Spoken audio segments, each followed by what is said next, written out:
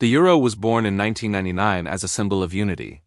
19 nations, one currency, one market, a bold experiment in economic integration. For its first decade, it looked like a triumph.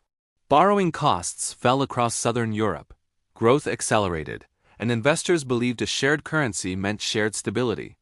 But beneath the optimism, fault lines were forming. Cheap credit encouraged governments and households to borrow heavily. Greece, Portugal, Spain, and Italy enjoyed lower interest rates than ever before, but productivity didn't rise to match. Northern Europe's exporters, especially Germany, ran surpluses, while the South accumulated debt. The Eurozone lacked one vital tool, a central fiscal authority to balance differences. Everyone shared the currency, but not the responsibility. When the 2008 global financial crisis hit, Europe's fragile balance broke. Tax revenues plunged, deficits ballooned, and investors began asking a dangerous question. Could some euro members default? The flashpoint came in Greece. In late 2009, a new government revealed that previous administrations had falsified budget numbers. The deficit wasn't 6% of GDP as reported. It was more than 12. Confidence collapsed. Bond yields soared, and markets demanded higher premiums for lending to Greece. By 2010, Athens was effectively shut out of financing. Panic spread.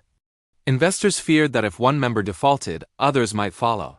The euro, once a symbol of strength, suddenly looked vulnerable. European Union leaders rushed to assemble a rescue package, the first in the Eurozone's history.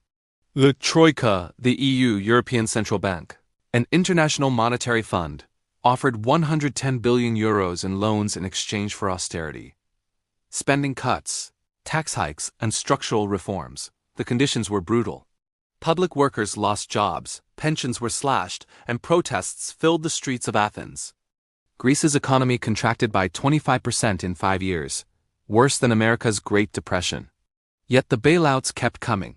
2011 and 2012 brought additional rescue funds and the largest sovereign debt restructuring in history. The crisis soon engulfed others. Ireland's banks, bloated with real estate losses, required 67 billion euros in support. Portugal and Spain followed.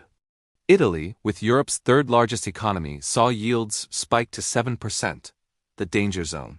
Each new shock tested the limits of Europe's political unity. The European Central Bank, initially cautious, finally intervened decisively. In July 2012, ECB President Mario Draghi declared, "The ECB is ready to do whatever it takes to preserve the euro." Those 9 words changed everything. Markets calmed, bond yields fell, and the existential threat receded. Behind the relief lay hard lessons. The crisis showed that a currency union without fiscal union invites peril. Countries sharing a central bank must coordinate budgets, not just interest rates. It also exposed deep divides between North and South, creditors demanding discipline, debtors demanding solidarity. The aftermath reshaped European policy. The ECB launched quantitative easing and new supervision of banks. The EU created the European Stability Mechanism to fund future rescues. Greece remained in the Eurozone, but the cost was immense, a lost decade of growth and a generation scarred by austerity. For Wall Street, the Eurozone debt crisis was another reminder that globalization links every balance sheet. U.S. banks with European exposure scrambled to hedge positions. Markets swung on every headline from Brussels.